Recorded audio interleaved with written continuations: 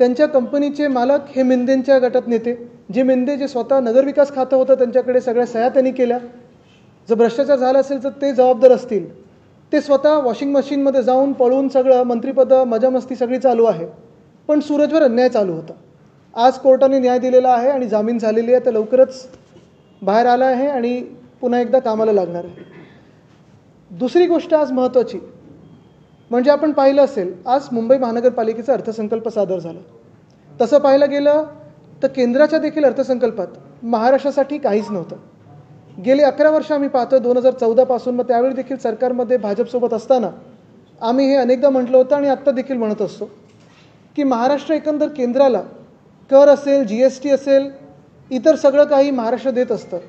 आणि 3 वेळा भाजपचे 100 आमदार निवडून दिल्यानंतर देखील केंद्राच्या भाजप सरकारकडून महाराष्ट्राला काय मिळालं तर शून्य, काही नाही. गाजर वाटप झाला पण अजूनही ठोस तसं काही, जसं इतर राज्यांना मिळतं आणि दुसऱ्या राज्यांना मिळण्याबद्दल माझ्या मनात किंवा पोटात काही दुःख नाही आहे, दुखणं पण नाही. पण मग महाराष्ट्राला का नक्की काही मिळत नाही, आपल्या वाट्याचं तरी देखील आपल्या हातात काही येत नाही, हा एक मोठा प्रश्न झाला. आणि ते होत असताना त्यावेळी देखील मी सांगितलं होतं, त्याच्या आधी देखील सांगितलं होतं की महाराष्ट्र असेल किंवा मुंबईवर असेल, भाजपा हे अदानी कर एक लावणार आहे. आज आपण पाहिलं अर्थसंकल्प सादर केला आणि मुंबईची हालत अक्षरशः ते एक, आज मी कुठची तरी कविता वाचत होतो इंटरनेटवर, अशी झाली की हजार गम है खुलासा कौन करे, अब तो मुस्कुरा लेता हूँ तमाशा कौन करे. म्हणजे मुंबईकर सहन करत राहतात. आपण पाहतो सगळीकडे रस्ते खोदलेले आहेत, अनेक ठिकाणी BSTच्या बसेस आहेत त्या बंद झालेल्या आहेत, पाणी दूषित येत आहे, रस्ते कुठेही वळवले जातात, काही चाललेलं आहे, कुठेही खोदकाम चालू आहे, धूळ आहे, नाकाटोंडात श्वासामध्ये आपल्या पाहतो आपण धुळीचं साम्राज्य आहे. पण तसं पाहायला गेलं तर कुठच्याही सरकारकडून आणि भाजपकडून खास ठोस कुठेही उत्तर येत नाही, काही उपाय येत नाही पुढे. आणि भाजपकडून मुंबईचं एक वेगळ्या प्रकारचं पिळवणूक ही सुरू आहे. आजचा जर अर्थसंकल्प पाहिला तर 6-7 गोष्टी त्याच्यात महत्त्वाच्या ज्या आहेत त्या मी आपल्यासमोर मांडू इच्छितो. पहिली गोष्ट जी धक्कादायक आहे आणि जी मी अदानी कर जे नाव दिलं होतं ते आपल्याला पाहायला मिळतं. आजच्या अर्थसंकल्पामध्ये छोट्या दुकानांवर, खास करून स्लममधली जी दुकानं आहेत त्याच्यावर त्यांनी प्रस्तावित केलं आहे की प्रॉपर्टी टॅक्स सारखं काहीतरी लावलं जाईल, कर लावला जाईल. हे कोणासाठी चाललं आहे, हे कशासाठी चाललं आहे? ज्या मुंबईमध्ये आमचं सरकार असताना, महाविकास आघाडीचं सरकार असताना, शिवसेना उद्धव बाळासाहेब ठाकरे हा पक्ष BMCतून सेवा मुंबईकरांची करत असताना उद्धव साहेबांमुळे ज्या मुंबईमध्ये आम्ही 500 स्क्वेअर फुटाच्या घरांवरचा कर रद्द करून घेतला प्रॉपर्टी टॅक्स, तेच आज भाजपचं सरकार, फडणवीस साहेबांचं सरकार आणि एकनाथ शिंदे जे नगरविकास मंत्री आहेत त्याच दोघांनी आज आपण पाहतोय मुंबईमध्ये अदानीसाठी, म्हणजे अदानीला लवकर आपण घरं खाली करून देऊ, दुकानं खाली करून देऊ, धारावीत दुकानं लवकर खाली होतील म्हणून तिकडच्या सगळ्या आपले जे झोपडपट्टीमध्ये असतील, हटमेंट्समध्ये असतील त्यांच्यावर हा प्रॉपर्टी टॅक्स एक वेगळा कर दुकानदारावर लावला जात आहे. आत्ताच्या काळाला हा दुकानावर लावला जात आहे. काही दिवसांमध्ये हे जर आपण मान्य केलं दुकानांवरचा कर, तर हाच कर प्रत्येक झोपडपट्टीवर लावला जाईल, प्रत्येक घरावर लावला जाईल. तसं पाहायला गेलं तर ही घरं नियमित अनियमित ॲनेक्शनमध्ये येतील, पात्र अपात्र हा वेगळा गोष्ट आहे, ही वेगळी गोष्ट आहे. पण तिथे इतर सोयीसुविधा देतो आपण, पाणी देतो आपण, अनेक गोष्टी तिथे सोयीसुविधांच्या माध्यमातून देतो. म्हणून आता हे कर लावायला चालले, जिथे SRA मधून त्यांचं खरं घर मिळायला पाहिजे तिथे हे कर लावतात. हा अदानी कर नाही तर अजून काय आहे, हा एक विचार करणं गरजेचं आहे. दुसरी गोष्ट, ह्याच करांमधून म्हणजे सॉलिड वेस्ट मॅनेजमेंट, कचरा उचलण्याच्या ह्याच्यावर पण आता युजर फी प्रस्तावित केलेली आहे. आत्तापर्यंत गेली 25 वर्ष मुंबई महानगरपालिकेच्या माध्यमातून आम्ही मुंबईला सेवा देत असताना साधारणपणे 2017 पर्यंत 10,000 मेट्रिक टनचा खर्च आम्ही दररोज उचलायचो. हा पूर्ण आपण पाहताय, मग डम्पिंग ग्राउंड असेल, वेगळ्या माध्यमातून आपण हा कचरा त्याचं विलगीकरण करायचो आणि पुढे जिथे न्यायचं तिथे न्यायचो. गोराईला आपण पूर्ण तो लेगसी वेस्ट आहे ती पूर्ण आपण ट्रीट करून त्याच्यावर एक मैदान बनवलं, एक उद्यान बनवलं. पण आता आपण पाहतोय मागच्याच आठवड्यात योगायोग बघा, धारावीत लोक हलत नाही आहेत, धारावीतून लोक हलायला तयार नाहीत. त्यांना पूर्ण माहिती पाहिजे, त्यांना पात्रता पाहिजे आणि मुख्य म्हणजे अदानी जसे लुटतायत मुंबईला त्याला नाकारतायत लोक आणि म्हणून विरोध म्हणून तिथेच राहतात. आता त्यांच्यावर कर लावला जाणार. दुसरी गोष्ट म्हणजे मागच्या आठवड्यात राज्य सरकारने सांगितलं की जे देवनार डम्पिंग ग्राउंड अनियमितपणे अदानीने ढापलेलं आहे तेच देवनार डम्पिंग ग्राउंड मुंबई महानगरपालिकेने घ्यायचं 2.5 ते 3,000 कोटी मुंबईकरांचा खर्च करायचा आणि पुन्हा एकदा अदानीला स्वच्छ करून द्यायचं. आणि आता ह्या आठवड्यात आपण पहा अर्थसंकल्पामध्ये इथे आता सॉलिड वेस्ट मॅनेजमेंटवर म्हणजे जो आपण कचरा BMCला देणार त्याच्यावर आता हे कर लावणार. म्हणजे आपला इथून पण पैसा जातोय करमधून, तिथून पण करामधून पैसा जातोय आणि अदानी जी जमीन धापट चाललेत मुंबईतली ती घशात गिळतच चाललेत. हे जर थांबलं नाही तर आम्ही सगळे आता रस्त्यावर उतरू, कारण मुंबईकरांना रस्त्यावर उतरल्याशिवाय आता पर्याय नाही. एका बाजूला मी जे सांगितलं ना की 2.5 ते 3,000 कोटीचं हे सगळा बोजा मुंबईकरांवर पडणार का, तर अदानीला देवनार डम्पिंग ग्राउंड स्वच्छ करून पाहिजे. दुसऱ्या बाजूला अदानीकडूनच धारावीमधून 7,500 कोटीचा जो प्रीमियम BMCला येणं आहे त्याचा कुठेही मी उल्लेख आज या अर्थसंकल्पात पाहिला नाही. हे धक्कादायक आहे, धोकादायक आहे. मला तुम्ही सांगा, जर तुम्ही तसं मुंबईकर म्हणून कोणी एक कर भरला नाही, विजेचं बिल भरलं नाही, पाण्याचं बिल भरलं नाही, येऊन कनेक्शन तोडतात ना तुमचं. मग तुमचं जर बिल तुम्ही भरत नसेल आणि तुमचं कनेक्शन तुटत असेल तर मग अदानीनी जर जमीन ढापली, कर आपले ढापायला लागले आणि त्याच्यावरनं आपलेच कर खर्च करून स्वतःकडे जमीन घ्यायला लागले प्रीमियम न भरता, तर मग इथे अदानीला कोण रोखणार? मुंबईमध्ये भाजप रोखणार आहे का? स्वतःच्या मालकाला रोखणार आहे का? हा एक मोठा प्रश्न उपस्थित होतोच. तिसरी गोष्ट आणि महत्त्वाची गोष्ट म्हणजे आपल्याला आठवत असेल 15 जानेवारी 2023 या दिवशी मी पत्रकार परिषद घेतली होती 2023 15 जानेवारी आणि सांगितलं होतं की मुंबईत 2 मोठे रस्त्याचे घोटाळे होणार आहेत. एक 23 साली आणि 24 साली 6,000 कोटी आणि 6,000 कोटी. तेव्हा मुख्यमंत्री घटनाबाह्य जे होते मिंदे त्यांनी सांगितलं होतं की आम्ही 2 वर्षात एकदम रस्ते चकाचक करू, खड्डेमुक्त करू. हाऊसमध्ये पण स्टेटमेंट दिलं होतं. खरं तर आम्ही आता हक्कभंग आणायचा का हा विचार देखील केला पाहिजे, कारण ते खोटारडे आहेत, किती खोटं बोलतात हे लोकांसमोर आलेलं आहे. स्वतः सत्ता ढापण्यासाठी त्यांनी सांगितलं होतं की 2 वर्षात आम्ही मुंबईचे रस्ते खड्डेमुक्त करू. पण हे सगळी योजना आपल्या कॉन्ट्रॅक्टर मित्रांसाठी करत होते. मुंबईचे पैसे कॉन्ट्रॅक्टरांच्या खिशात गेलेत, कदाचित मिंदेंच्या घशात गेले असतील. पण आज एक चांगलं झालं, मुंबई महानगरपालिकेच्या आयुक्तांनी एकनाथ शिंदेना एक्सपोज केलेलं आहे. 26% काम झालं आहे आजच्या ह्या रिपोर्टमध्ये आलेलं आहे. 26%. आणि मी तर चॅलेंज देत आहे की हे 26% पण जे बोलतात ते खोटं आहे. 26% पेक्षा कमी आहे. कुठे कुठे जे खोदून ठेवलेलं आहे, कुठेही रस्ता पूर्ण झालेला नाही. मी तर चॅलेंज देते मुंबई महानगरपालिकेला की जे चहल साहेब असताना जे सांगितलं होतं ना आम्हाला की आम्ही CCTV लावू, फुटेज दाखवू, प्रोग्रेस रिपोर्ट दाखवू, 50% तरी तसं दाखवा काहीतरी करून. कुठेही CCTV लागलेलं नाही, कुठेही काम किती पूर्ण झालं माहिती नाही, पण रोड स्कॅम झाला आहे हे नक्की आणि आज हे शिक्कामोर्तब झालेलं आहे. चौथी गोष्ट ह्याच्यात महत्त्वाची, आपल्याला आठवत असेल मागच्याच वर्षी म्हणजे कदाचित या अर्थसंकल्पात मला माहीत नाही अजून पूर्ण हे बघतोय मी, MMRDला मुंबई महानगरपालिकेने 5,500 कोटी दिले. आत्ताच्या ह्याच्यात आलेलं आहे की आता नॉर्थ बाउंड कोस्टल रोड जे MSRDCकडे आधी होतं त्याच्यावर मुंबई महानगरपालिका 4,000 कोटी आता खर्च करणार आहे. तसं पाहायला गेलं तर 2015 पर्यंत हा कोस्टल रोड एकच होता. साऊथ बाउंड कोस्टल रोड BMCकडे आला, नॉर्थ बाउंड कोस्टल रोड हा MSRDCकडे गेला. MSRDCचे मंत्री 14 ते साधारणपणे 23 हे मिंदेच होते. आणि हे होत असताना 2दा कॉन्ट्रॅक्टर बदलले, 2दा एस्केलेशन झालं, पण काम काही पूर्ण झालं नाही. आणि मला जे सांगण्यात येते की मागच्या वर्षी कुठेतरी घाई गडबडीत हा रस्ता BMCकडे गेला. आता माझा प्रश्न हा आहे की BMC MSRDCकडून पैसे घेणार की नाही, कारण MSRDCचे जे MD आहेत त्यांच्यावर अनेक आरोप झालेत, अनेक डॉक्युमेंट्स आमच्याकडे पण आहेत, कुठे कुठे त्यांच्या ठेवी आहेत, कोणासोबत आहेत, किती परिवाराच्या लोकांबरोबर ठेवी आहेत, काय काय आहे आमच्याकडे पण आहे त्यांचं सगळं. ते आम्ही काढायचं का? कुठे कुठे जागा त्यांनी लीजवर घेतलेली हे आम्ही काढायचं का?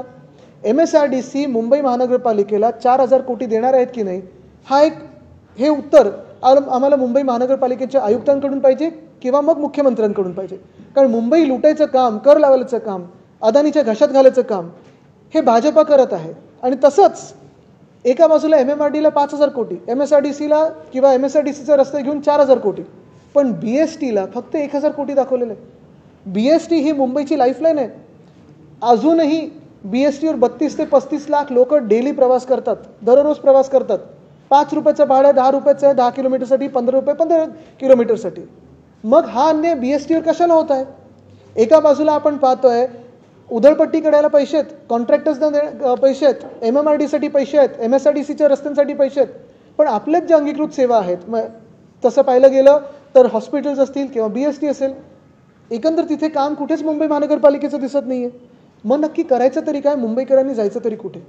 आपल्याला आठवत असेल मी अनेकदा सांगितलेलं आहे की आता कमिटेड एक्सपेंडिचर किंवा कमिटेड लायबिलिटी हे 2 लाख कोटीच्या पुढे गेलेलं आहे.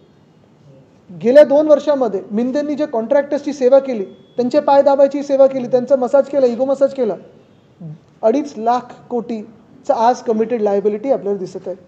हा बोजा एकनाथ शिंदेनी मुंबईकरांवर टाकलेला आहे. मुंबईकरांच्या पैशांमधून स्वतः मजामस्ती केलेली आहे. आज देखील नगरविकास खातं त्यांच्याकडे.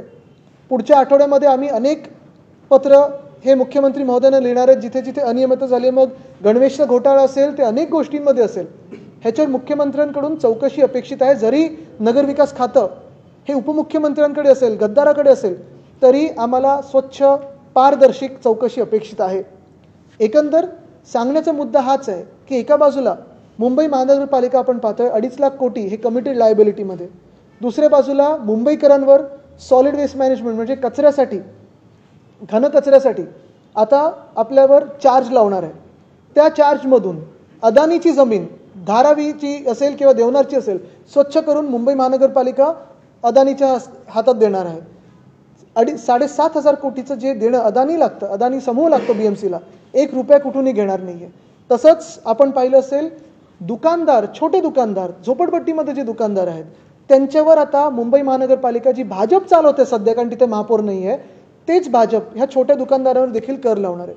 आणि हे सगळं होत असताना आपण पाहतोय ना केंद्राकडून मुंबईला मदत मिळत आहे, ना राज्याकडून मुंबईला मदत मिळत आहे. सगळं काही होतंय ते अदानीसाठी होतंय. आणि म्हणून मी पुन्हा एकदा आपल्याला तो शेअर वाचून दाखवतो जो आज मी ट्विटरवर पाहिला आणि मुंबईसाठी मला वाटतं एकदमच बरोबर आहे की 1000 गम है खुलासा कौन करे, 1000 गम है खुलासा कौन करे, अब तो मुस्कुरा लेता हूँ तमाशा कौन करे. आज के बजट को आप कैसे देख रहे हैं? BMC ने कहा है कि देश में सबसे बड़ा बजट हमने पेश किया है 74,000. बिल्कुल, देश में सबसे बड़ा लूटने वाला बजट आज पेश हुआ है. इसमें अगर आप देखें तो अदानी टैक्स जो मैं पहले से कहता आया था कि जो अदानी टैक्स हम पे लगने वाला है, मुंबई पे लगने वाला है, आज लगभग लग ही गया. क्योंकि सॉलिड वेस्ट मैनेजमेंट में अगर यूज़र फी यानी कचरा उठाने के लिए मुंबईकरों को एक चार्ज लगने वाला है. जो छोटी दुकानें हैं, खास करके झुग्गियों में दुकानें हैं, उस पर प्रॉपर्टी टैक्स लगने वाला है. यानी एक तरफ आप देखिए उद्धव जी की जो सरकार थी उन्होंने 500 स्क्वायर फुट तक घरों पे एक प्रॉपर्टी टैक्स था वो रद्द किया था. और आज भाजपा की सरकार है जो झुग्गियों हो या छोटे दुकानदार हो उन पे प्रॉपर्टी टैक्स लगा रही है. हर एक आम मुंबईकर पे सॉलिड वेस्ट मैनेजमेंट यानी जो कचरा है उसको कचरा फेंकने के लिए टैक्स लगा रही है. और यही टैक्स के पैसे से देवनार की जो ज़मीन है जिसपे 3,000 करोड़ का खर्चा होने वाला है अदानी के हाथों देने के लिए, वो इस्तेमाल करने वाले. तो ये अदानी टैक्स ने तो क्या है. और यही धारावी से जो 7,500 करोड़ BMC को आने हैं वो तो लिए नहीं है. गवर्नमेंट के ड्यूज लगभग 10,000 करोड़ के हैं, उसमें से 6,000 करोड़ स्टेट गवर्नमेंट BMC को पैसा देने को अभी भी बाकी है बात. और उसमें से 6,000 करोड़ सिर्फ स्कूल एजुकेशन की. यानी जो भाजपा की सरकार है 6,000 करोड़ शिक्षा व्यवस्था को दे नहीं पाती है.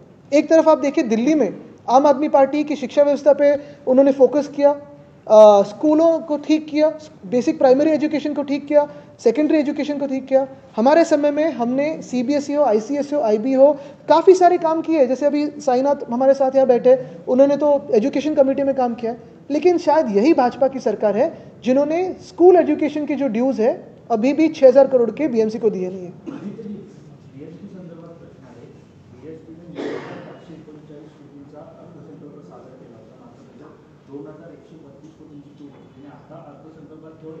एक 1,000 कोटी. त्याच्यात पण आपण बघा फायनान्स कमिशनमधून आम्ही जे पैसे द्यायला सांगितले होते इलेक्ट्रिक बससाठी ते दिलेले आहेत.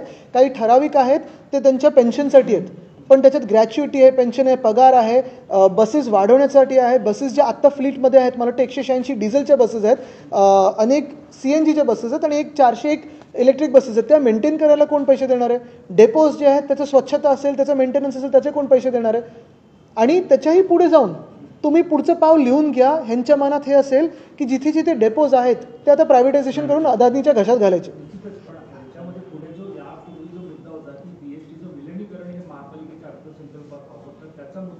बघा तुम्ही सांगू का, विलिगीकरण एक मुद्दा होऊ शकतो. तसं STच्या पण कर्मचाऱ्यांची मागणी होतीच ना, आणि तेव्हा भाजपच रस्त्यावर होती. आता मध्ये कोणावर तरी आरोप झाले की ते पैसे खाल्ले त्यांनी. ते सगळं जरी होत असलं तरी बेसिक मुद्दा हा राहतो ना की तुम्ही जे पैसे देणं लागतात तुम्ही MMRDला देऊ शकता. MSRDचा रस्ता घेता आणि 4,000 कोटी दाखवता. मग BST आम्ही तर मदत केली होती आमच्या सरकारच्या वेळी, तुम्ही का नाही करू शकत BSTला. तुम्ही एका बाजूला MMRDला 5,000 कोटी मुंबई महानगरपालिकेचे देता, त्याच MMRDAच्या BKC मधली जागा फुकट तुम्ही देताय बुलेट ट्रेनसाठी. काय संबंध आहे मुंबई आणि त्या बुलेट ट्रेनचा? कोणाचा फायदा होणार आहे? गुजरातचा होणार आहे, मुंबईचा कुठे होणार आहे? एक मिनिट एक बेस्टच्या ज्या बसेस आहेत त्या वेटलिस्टवर चालतात, त्यामुळे बेस्ट खूप तोट्यात जाते. ही गोष्ट बघून एसटीनं आता असा नवीन निर्णय घेतलेला आहे की येत्या काळात ते वेटलिस्टवरच्या बसेस घेणार नाही, ते स्वमालकीच्या बसेस होतील. तुम्हाला सांगू ह्याच्यात नाही तुम्हाला सांगतो, ह्याच्यात चर्चा थोडी मोठी आणि व्यापक झाली पाहिजे. कारण कधी कधी काय एक व्ह्यू असतो, वेटलिस्ट म्हणजे ओपेक्स आणि कॅपेक्स तुम्ही कसा वापरता ह्याच्यावर पण एक व्ह्यू असू शकतो. फेम 1 मध्ये इलेक्ट्रिक बसेससाठी केंद्र सरकारचं होतं की कॅपेक्सच म्हणजे तुम्ही विकतच घ्यायच्या. ओपेक्स मॉडेलमध्ये काय होतं की तुम्ही पर किलोमीटर जो कोणी तुमच्यासाठी चालवतोय त्याला तुम्ही पैसे देऊ शकता. आता तुम्ही कुठच्या मनस्थितीतून काम करता हे एक आहे. काही काही वेळा तुम्ही एखाद्या बसेस त्या विकत घेतल्यानंतर काही ठराविक वर्षांतर त्या लायबिलिटी होतात, तुमचं मेंटेनन्स तुमच्यावर येतो. ज्या ओपेक्स मॉडेलवर चालतात त्या लायबिलिटी तुमच्यावर येत नाही, रिपेअर वगैरे ते सगळं कॉन्ट्रॅक्टर असतं. प्रॉब्लेम कुठे झाला आहे की आत्ता जे सगळे ओपेक्सवर घेतलेत काही काही लोकांचं ट्रेनिंगचे तास पूर्ण न होता यांनी लावलेले आहेत. दुसरी गोष्ट काय झाली आहे की 2,500 बसेस, आपला प्लॅन काय होता की 2027 पर्यंत 10,000 इलेक्ट्रिक बसेस आपण आणणार होतो मुंबईत, जी गरज आहे आता. हे काय करतात आता त्यांनी कमी केलेत, 1800 की 1900 बसेस चालतात. तेव्हा गर्दी वाढते, तेव्हा ड्रायव्हरवर ताण जास्ती पडतं तुम्हाला, तेव्हा फेऱ्या जास्ती वाढवायला लागतात कारण बसेसच तुमच्या कमी आहेत. तर फायनान्शियली तुम्हाला काय वायबल आहे हे त्या संघटनेनी किंवा त्या एजन्सीनी विचार करून काम करणं गरजेचं आहे. मला वाटत नाही त्याच्यात तुम्ही दुरुस्ती केली तर ठीक होऊ शकतं. पण जसं मी सांगितलं ना की एक पलीकडचा व्ह्यू पण बरोबर असू शकतो, त्याच्यात मोठी चर्चा व्हायला पाहिजे. आता तुम्हाला आठवतो गेले 2.5 वर्ष भाजपने तर राज्य सरकार वेटलिस्ट केलं होतं एकनाथ शिंदेना. मुंबई महापालिकेच्या ज्या ठेवी आहेत जवळपास 90,000 कोटी रुपयांच्या होत्या. ऐका तुम्हाला त्याच्यात पण एक सांगतो, कॅल्क्युलेशन बेसिक सोपं आहे. जेव्हा 1997 मध्ये शिवसेना सत्तेत आली तेव्हा साधारणपणे 600 कोटीचं तूट होती आणि ते करत करत कुठेही आपण कर न वाढवता काही काही गोष्टी जसं फंजिबल FSI 2012 मध्ये, आज त्याचा उल्लेख पण आलाय, तेव्हा आमचं सरकार होतं BMC मध्ये. नंतर प्रॉफिट टॅक्स जेव्हा आपण हे प्रीमियम कमी केले 50% कोविडमध्ये आणले तेव्हा पण उत्पन्न वाढले आणि त्याच्यावर आज तरंगलेली आहे. उलटा आम्ही हे पण सांगत होतो की ऑक्ट्रॉय देखील मुंबईसाठी महत्त्वाचं होतं. आज GSTचं देणं येत नाही वेळेवर, तरी देखील फंजिबल FSI असेल अनेक ह्या वेगळ्या गोष्टी करून स्कीम्स करून आपण या ठेवी 600 कोटी डेफिसिटमधून 92,000 कोटीच्या सरप्लसमध्ये 22 पर्यंत आणल्या. आता आपण अनेक वर्ष रिपोर्टिंग करताय, आपल्याला आठवत असेल प्रत्येक अर्थसंकल्पामध्ये आपण प्रत्येक पैसा हा कुठच्या स्कीमला जोडलेला आहे आपण दाखवायचो. साधारणपणे 12-12,500 कोटी कोस्टल रोडला होते, GMLRसाठी 8-8,500 कोटी होते, STPसाठी काही ठराविक होते, पेन्शनसाठी असेल, शिक्षणासाठी असेल. ह्या लोकांनी काय केलं, अर्थात एका काळानंतर ह्या ठेवी होत्या त्या तुटणारच होत्या कारण आपल्याला ते वापरायचे असतात. पहिल्यांदा असं झालंय की GMLR असेल किंवा कोस्टल रोड असेल, डिझाईन चेंज करून एस्केलेशन केलं आणि कॉन्ट्रॅक्टर्सला किती एस्केलेशन मिळालंय तिथे प्रॉब्लेम झाले. ठेवी कधी ना कधीतरी तुटणारच होत्या कारण आपल्याला त्या कामासाठी वापरायचे आहेत. पण हे जे अधिकचे पैसे कॉन्ट्रॅक्टर्सना दिलेले आहेत ना ते कोणाच्या खरं खिशात गेलेत हा पण विचार करणं गरजेचं आहे.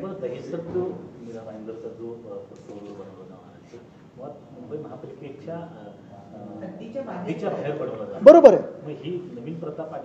आता त्यावेळी हा रस्ता आम्हीच प्रस्तावित केला होता, मीच त्यावेळी पालकमंत्री होतो. पण ह्याच्यात मुंबई महानगरपालिका जे फंडिंग देणार होतं, पुढे मीरा भाईंदर महानगरपालिका देखील ह्याच्यात एक सहभाग होणार होता. आता हे कुठपर्यंत रस्ता जाणार आहे, त्याला काही एक्सटेन्शन आहे का, नगर विकास खात्याकडून काही मदत मिळणार आहे का. आणि जसं मी सांगितलं ना की हा एक नवीन पांडा पडत चाललेला आहे की MMRDला 5,500 कोटी कशाला द्यायचे आपण. ना मुंबईचं तिथे कोणी नागरिक बसतो त्या बॉडीवर, ना कोणी निवडून जातो. बरं आज मॉनिटायझेशनचं जे मुंबई महानगरपालिकेने काढलेल्या ॲस्फॉल्टच्या प्लांटचं वरळीमधल्या, तिथे अधिकारी कोण बनतात हे की मुंबईकरांचे जागा तुम्ही हे करायला मार्केटमध्ये आणायला. जोपर्यंत तिथे महापौर नाहीत, स्थानिक नगरसेवक नाहीत, तोपर्यंत तुम्ही कोण बनता, तुम्हाला कोणी अधिकार दिलेत. कुठच्या लोकशाहीमध्ये अधिकारांना अधिकार आहेत की आम्ही कुठची जागा मार्केटमध्ये बिडिंगसाठी आणू शकतो.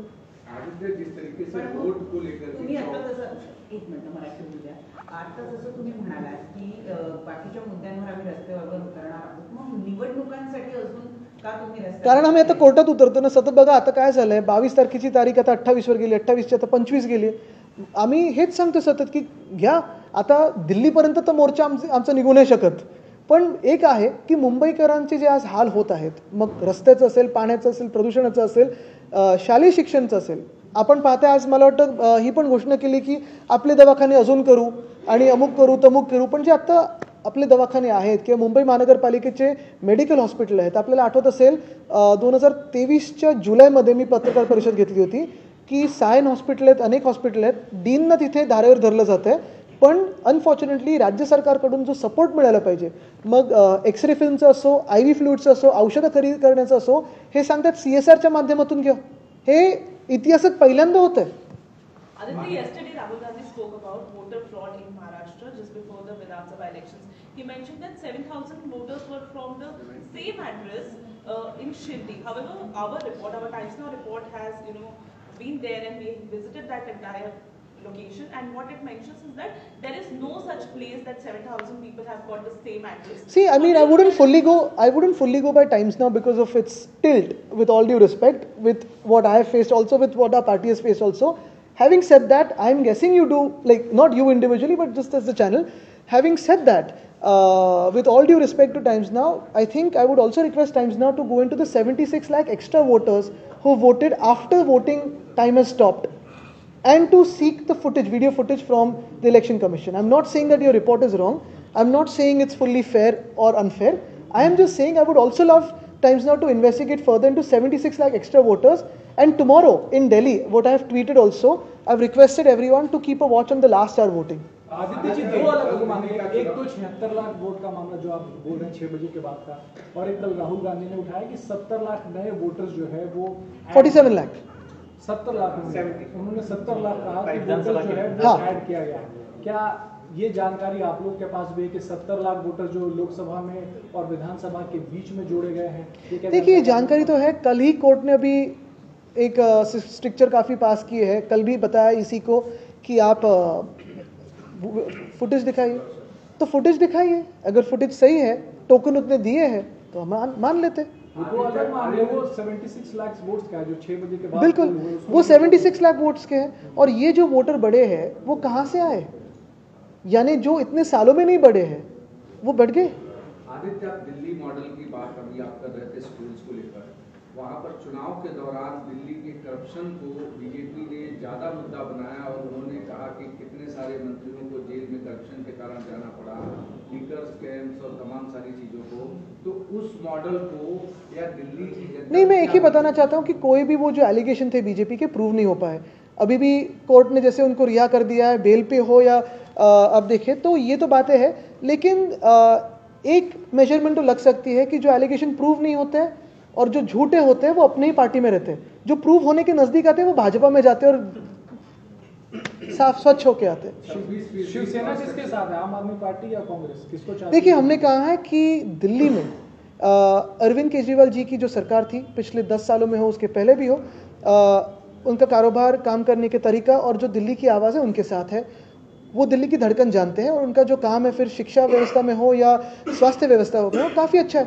उनको हमें लगता है कि और 5 साल मिलने चाहिए काम करने के लिए.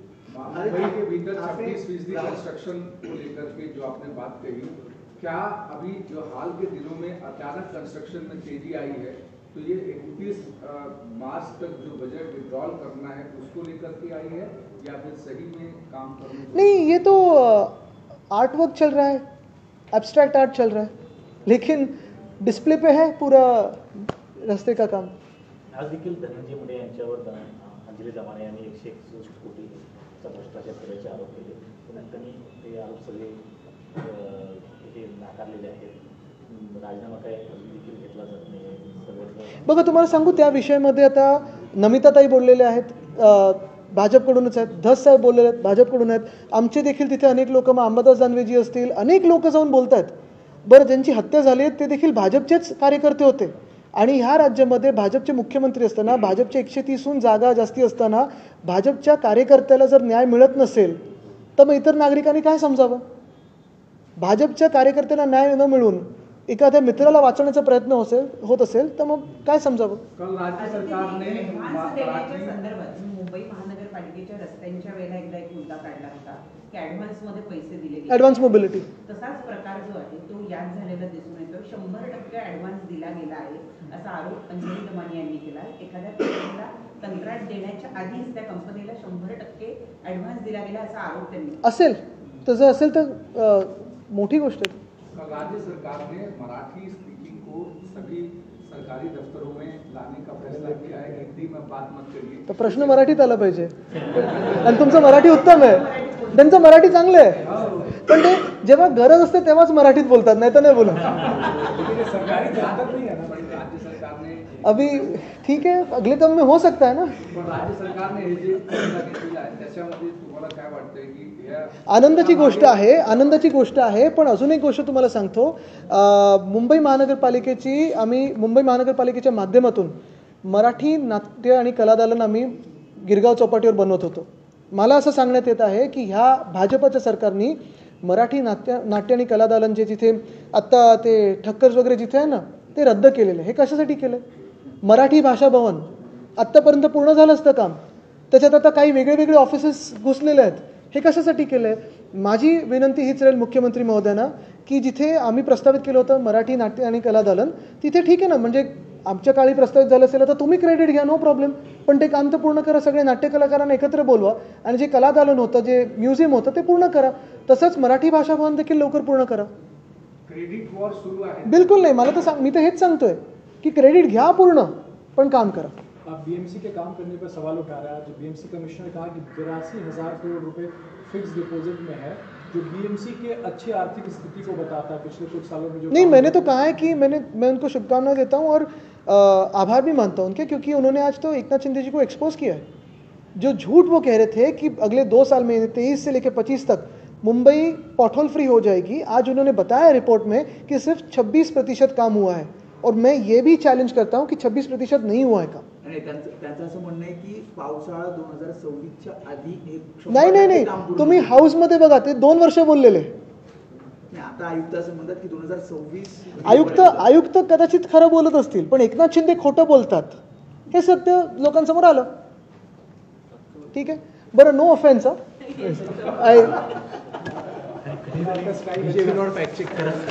थँक्यू.